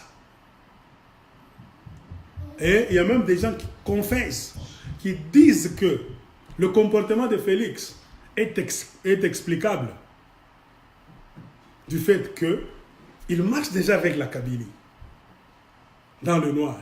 Et ça lui a semblé vraiment difficile. donc de s'échapper de l'alliance qu'il a faite avec la Kabylie. Et comme il n'y avait pas d'autre échappatoire, il a fallu quitter ces histoires là-bas après avoir dit oui, écrit, signé et lancer maintenant un message.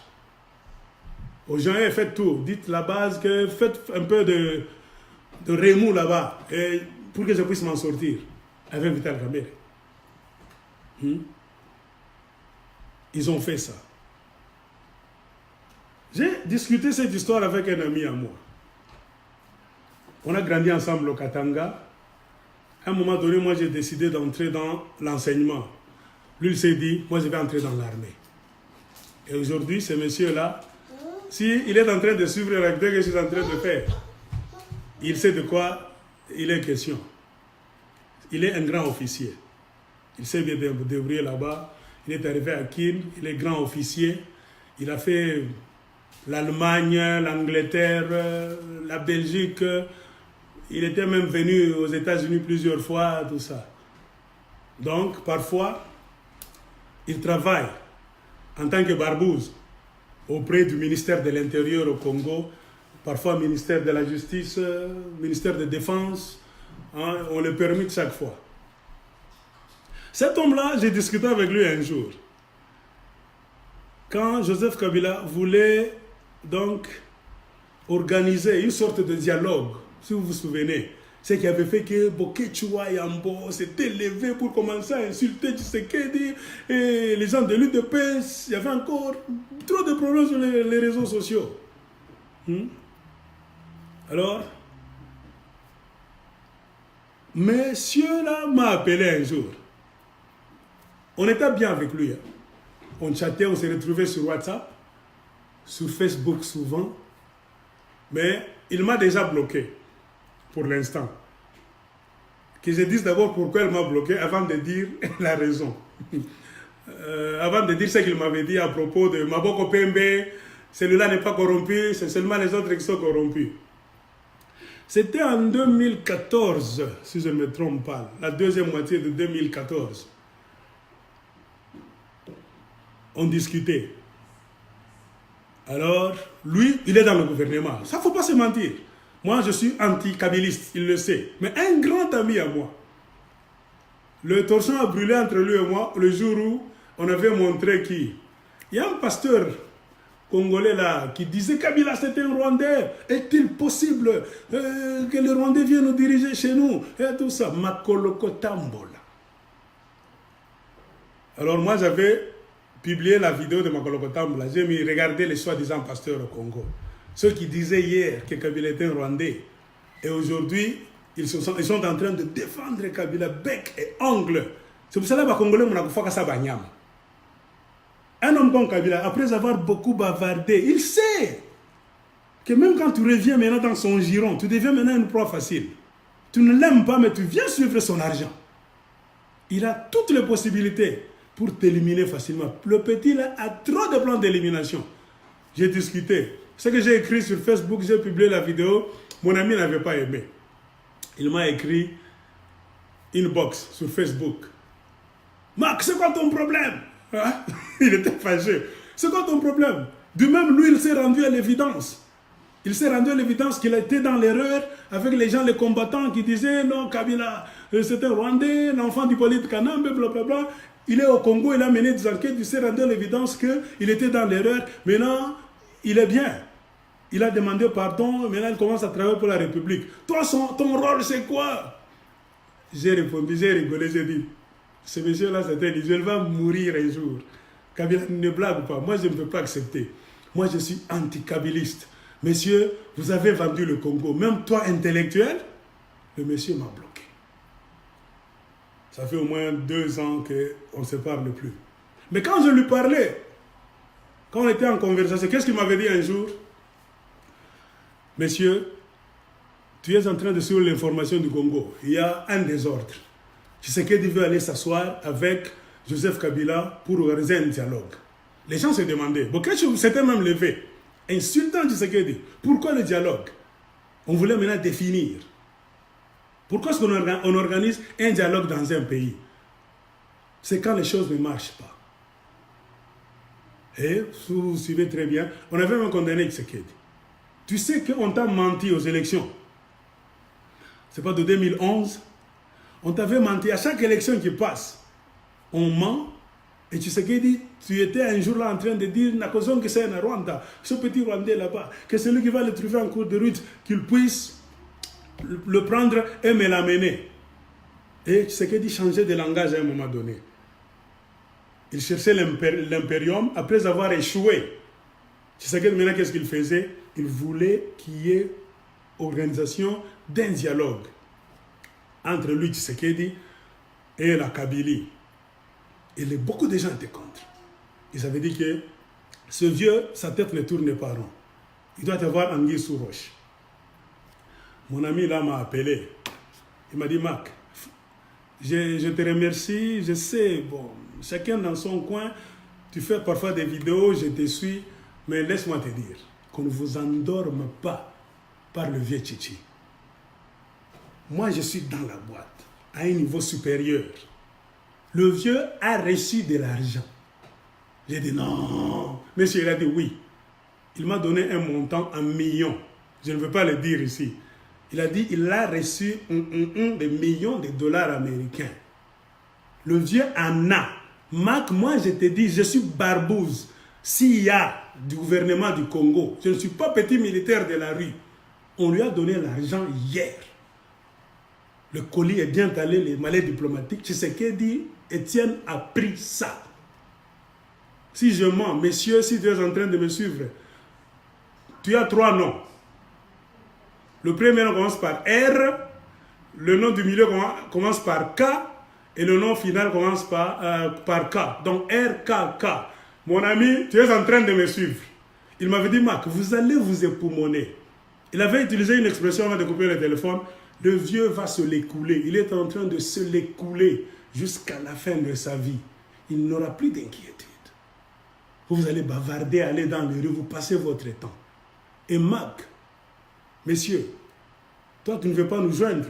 J'ai dit non, moi je suis radical, Kabila tue les Congolais. Non, bon, tu as fait ton choix. Il a dit, même si un jour on se perdra de vue, on ne se parlera plus toi et moi, Mac, mais sache que vous verrez que même si vous faites vos histoires de quelle manière dans votre opposition là-bas, si les choses commencent à s'arranger, un Tshisekedi bousillera toutes choses. Pourquoi? Ils ont bouffé notre argent. Moi, quand j'ai vu Félix Tshisekedi retirer la signature, regardez en bas, même son attitude, non, la base, tu vois comment Kabound était en train d'aboyer là-bas. Non, tout ça. Je me suis souvenu de mon ami. J'ai dit, waouh, c'est ce que RKK me disait. Je n'ai pas de preuves, vrai ou faux, mais en fonction de ce qui se fait sur le terrain, monsieur là où tu es, je commence à te croire. Il avait dit, ces gens-là ne feront jamais partir Kabila, le père, le fils, tout le monde. Non. Topé Sakibango, 1 million. Le vieux se l'écoule. Et il a dit, se la coule jusqu'à la fin de sa vie. Il est bien garanti. Vous êtes en train de faire des bruits inutiles. Ce revirement était venu au moment où Tshisekedi faisait trop de terreur. Impérium, mobiliser les gens. Kabila a dit non, il faut le mettre à côté. Et les malais diplomatiques circulaient, plein d'argent. Et au sein de l'UDPS, il y a des gens qui prenaient cet argent-là. Et quand on vous dit, vous êtes contre le gouvernement de Kabila. Mais à un moment donné, remarquez, Félix Tshisekedi avait demandé aux parlementaires de l'UDPS de quitter le Parlement. Si vous êtes de vrais opposants, quittez le Parlement, qu'on soit dehors, pour faire une opposition sans pitié, sans merci, contre le gouvernement d'occupation. Dites-moi le nom d'un parlementaire, un député de l'UDPS, sur le plan provincial ou bien national, qui avait accepté de quitter. En tant que parti politique, number 1 de l'opposition, personne n'a quitté. Félix a parlé, les gens ont refusé. Et après leur discussion en bas, confusion en bas, il y a une idéologie qui disait quoi? Ce qui va payer sur un bongo, il y a yango. Et ça, bongo na biso. Tout est clair. C'est-à-dire, nous aussi, on lui donne l'argent, il le bouffe, mais il faut combattre. Mais tu oublies quelque part que tu deviens devant celui qui te donne son argent, tu bouffes. Vous comprenez pourquoi Kabila a trop de pouvoir? Je vous ai dit, ce monsieur-là a un grand pouvoir de destruction massive. Il n'a pas pitié. Regardez ce qu'il a fait au Kasaï. Il y avait l'histoire de Kamil Ansap. Qui a commencé cette histoire de Kamil Ansap? Si vous suivez l'histoire du Congo, pour ne pas vous dire que les Kassaïens, maintenant, on les a troublés entre eux. Les Bochab sont à la tête. Bochab, il connaît très bien. Bochab a mis tout le plan très bien. Quand ça a commencé, Bochab connaît bien sa province. Bochab savait par où entrer, qui commençait, celui qui s'entête, fait passer. Tu passes. Ce n'est pas un Kassaïen. Sami Badibanga est venu. Au lieu de plaider la cause du Kasaï, il ne voyait que l'argent. Pourquoi il a accepté de prendre de l'argent? Les autres ont déjà pris. Ils nous endorment. Nous allons mourir pauvres pendant qu'ils sont devenus riches. Sami Badibanga a changé de cap. Il a pris l'argent. Mais la plus mauvaise chose, c'est qu'il n'a pas su défendre le peuple Kasaï. Nous prenons le pouvoir, nous montons dans les hautes sphères du pouvoir. C'est pour protéger, si tu parles le Congo, si tu es égoïste, protège quand même les gens de ta maison, les gens de ta chambre. Tu ne peux pas être Katangé, Kivusien, vous mangez là-bas, à Kinshasa, dans la Kabylie, on tue au Katanga, comme c'est le cas, on tue au Kivu, vous êtes toujours là. C'est ça le grand problème. Sami Badibanga, dans leur circuit là-bas, il a mangé d'une petite manière là. À la suite, qui est venu? Un autre Kassaïen, Bruno Tshibala. Pourquoi Bruno Tshibala est en train de manger au su et au vu de tout le monde? C'est le circuit. Ils ont su. C'était des grands cadres de l'UDPS. Nous pouvons raconter parfois des histoires de la rue. On a Landa, Maboko Pembe. Allez demander à Bruno Tshibala. Allez demander à Sami Badibanga. Parce qu'ils ont lâché. Si vous voyez les vidéos, c'était les proches de Tshisekedi en train de combattre là, on faisait des grenades lacrymogènes. Kabila rwandais, Tokozong Sana Rwanda. Brusquement, paf. Parce qu'ils ont vu qu'il y a un mouvement suspect. Pourquoi eux mangent et pas nous? Bruno Tshibala a refusé de finir sa vie dans l'état de pauvreté notoire. Toutes les années de combat, il a décidé aussi d'aller manger maintenant à la source. Et l'inconvénient dans tout ça, c'est que tous ont oublié le Kasaï. Et Kabila, en géomètre, comme je vous ai dit, qu'il y a le fichier de chaque politicien du Congo sur la table. Il a créé des désordres Kasaï. Pourquoi est-ce que les politiciens kassaïens, qui étaient quand même grands, résistants pendant le temps de Mobutu, commencent maintenant à affaiblir comme ça? Kabila a étudié les dossiers là. Il sait comment Mobutu collaborait avec ces gens-là. Et quand vous regardez très bien, selon les fichiers que mon ami me disait sur la table là, il dit, monsieur, aux États-Unis, c'est tout qu'on a fait un problème. Mobutu avait utilisé, regardez bien dans l'histoire du règne de Mobutu, beaucoup de ministres qu'on appelait commissaires d'État. C'était des Kassaïens. Non pas n'importe quel Kassaïen. Mobutu piquait ses Kassaïens quelque part là. Kabila est venu. Il a regardé ces fichiers là, il a mis sur la table. Il dit, pour affaiblir ces gens-là, je prendrai des Kassaïens avec lesquels je vais travailler. Non pas les Kassaïens de ceci, c'est là. Si Mobutu prenait les Kassaïens du côté A, moi je vais prendre les Kassaïens du côté B.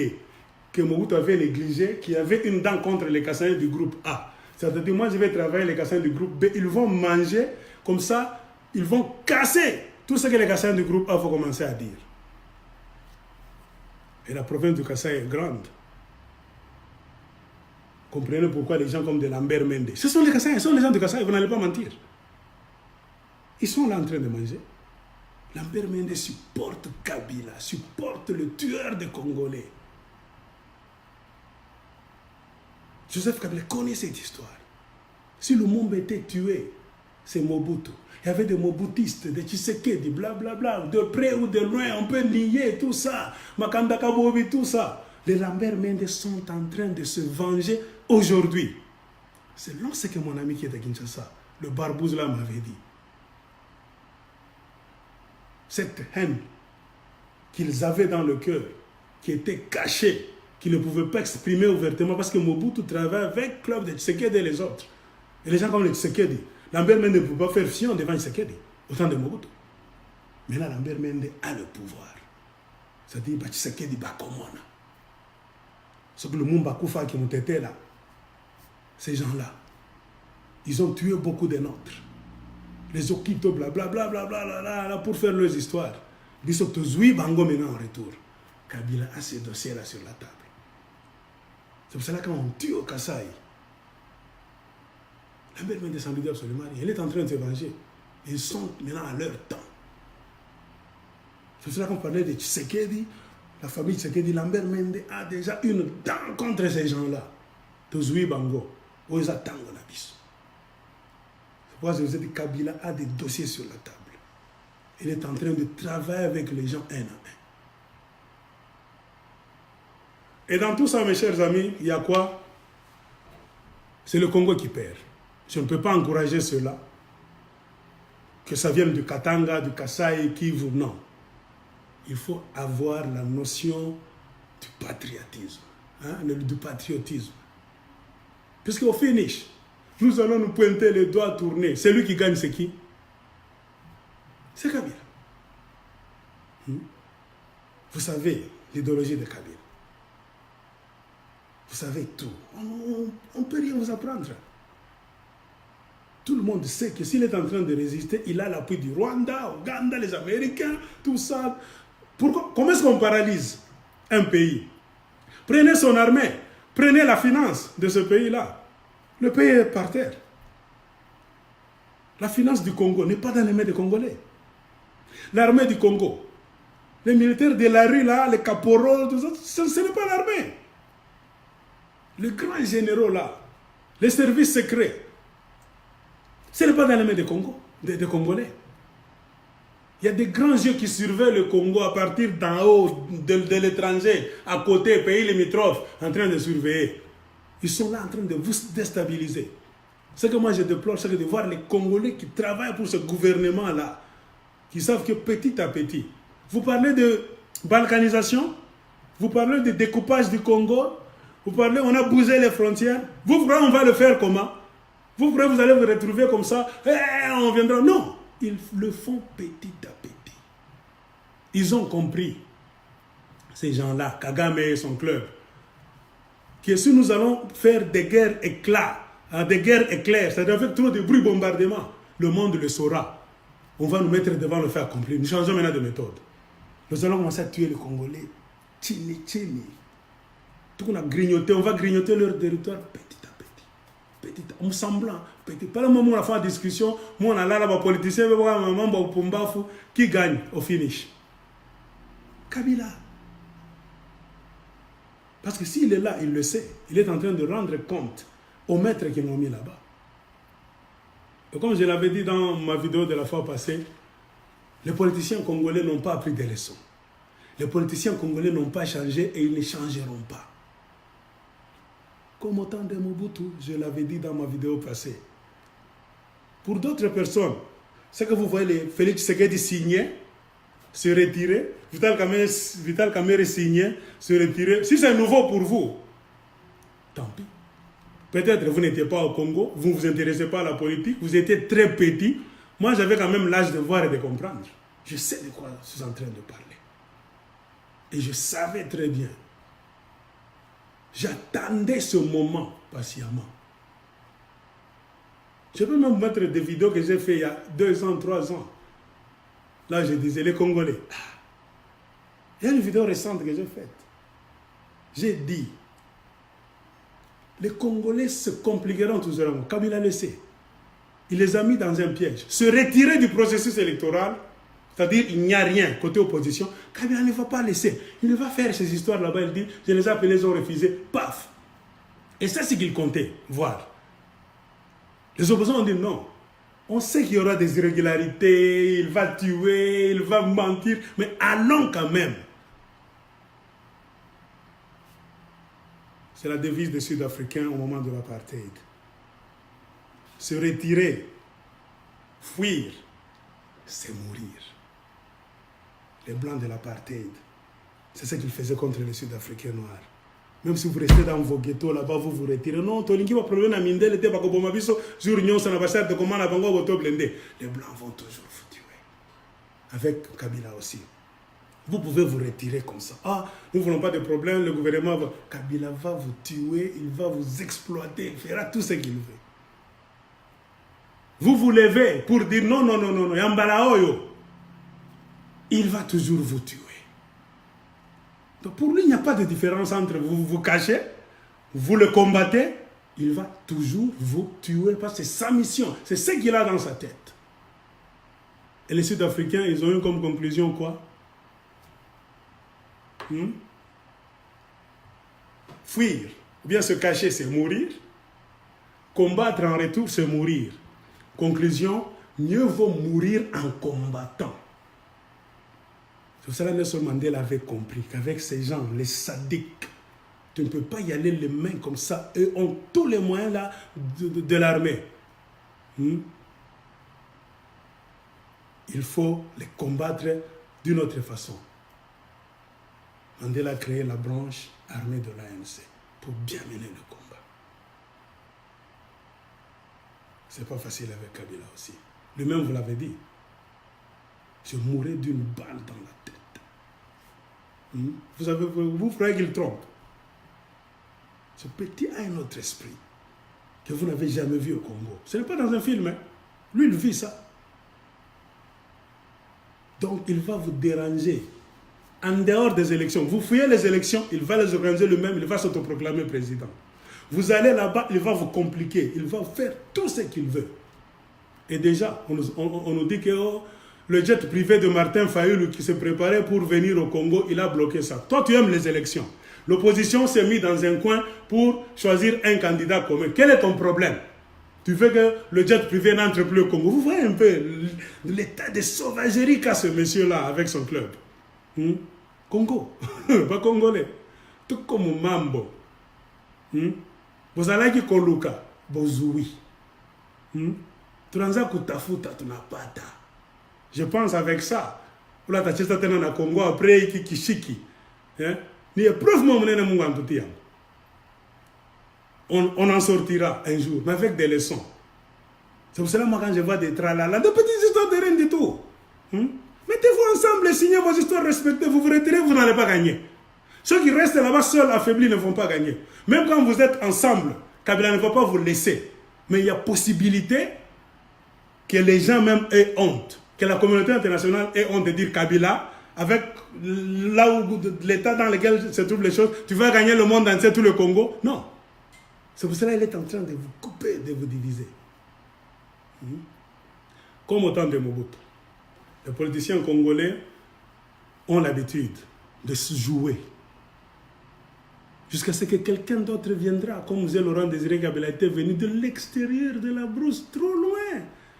Il les a rencontrés dans leur Kinshasa, là-bas, bien habillés, en train de boire. Les gens sont allés à Kinshasa pour la conférence nationale souveraine, qui a duré plus de 6 ans.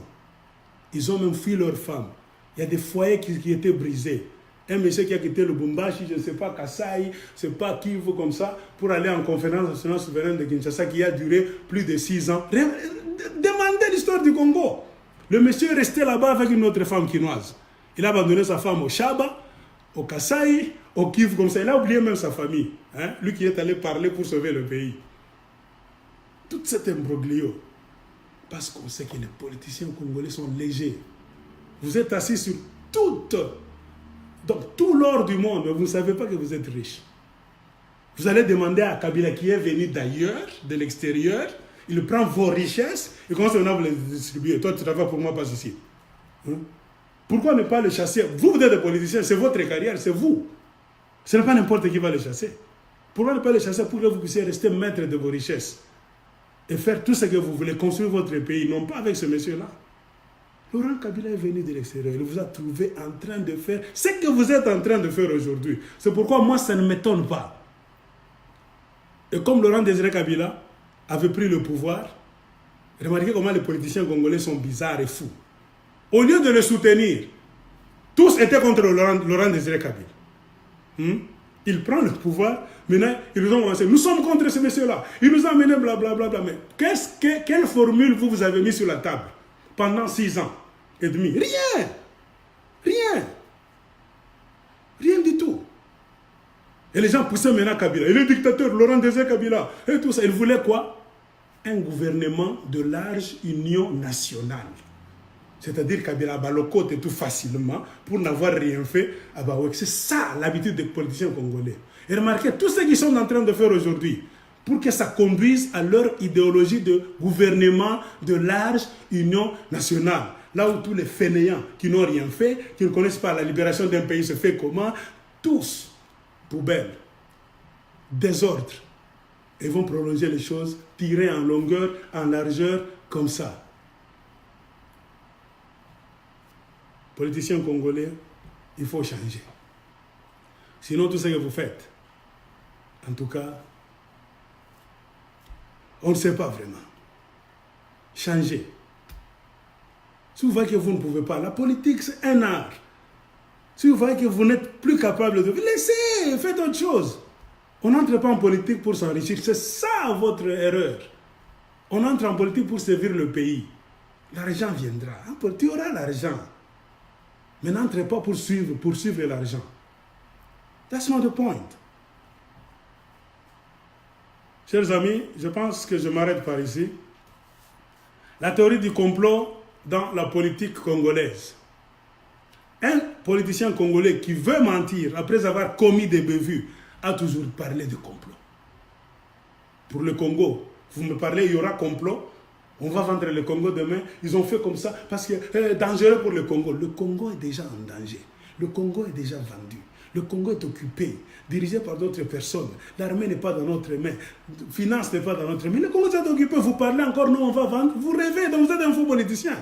Si vous ne savez pas que le Congo est occupé, vous craignez que ce qui est à Genève, c'est là, les gens vont vendre le Congo. C'est-à-dire, vous n'êtes pas au courant, vous ne savez pas ce qui se passe dans votre pays.